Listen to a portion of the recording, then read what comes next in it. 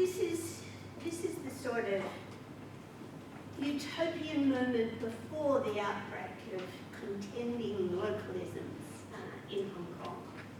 But before I come to that, let me just say one more thing about the one term I haven't discussed, which is neoliberalism.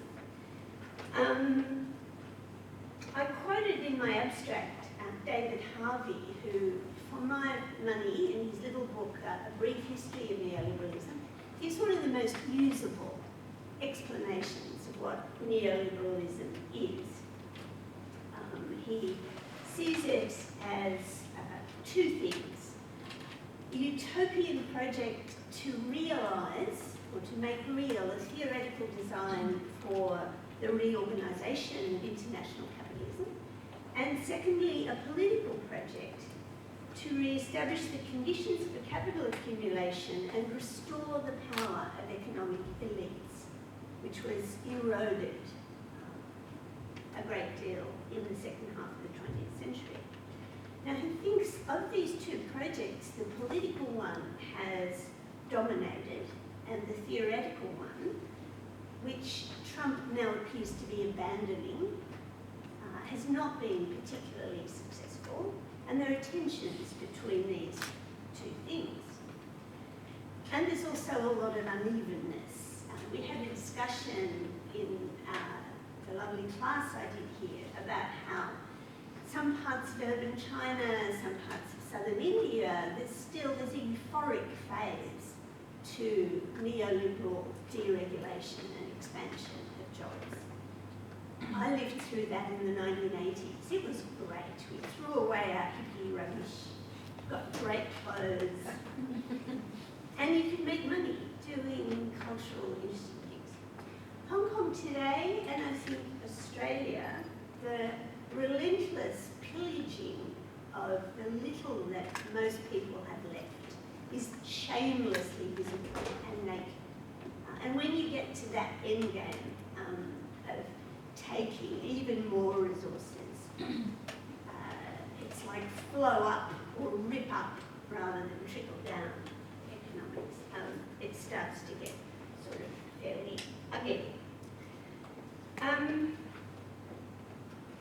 Now, I said there was screeching to an end, but of course that aspect of neoliberalism, the predatory pillaging aspect, isn't screeching to an end. What's going is the rhetoric of, and perhaps the reality of protection and of free trade. And if that happens, we have no idea what will happen. We really have no idea. And I am certainly not competent to speculate on it. Harvey has an interesting video online on YouTube where he says that the thing to be afraid of is that Trump will be successful, at least for a little while. If he invests in infrastructure spending and actually kickstarts a good old-fashioned Keynesian set of exercises, then for a while things could go well. Who knows? But regarding the spectacular creativity that has burst out online in the kind of humour I just showed you, and also in street demonstrations, many commentators thinking about the scary big future have found this insufficient or even futile as a response. And yet one futurist tendency among youth, but not only among youth, it's already evident across our region and in other regions, is precisely a revival of the idea that there is a political force to a lived aesthetic that isn't just a stylistic adoption, but a sustained ethical practice, an everyday way of living, sometimes of resisting, but always of surviving harsh conditions at the level of the spirit or the soul.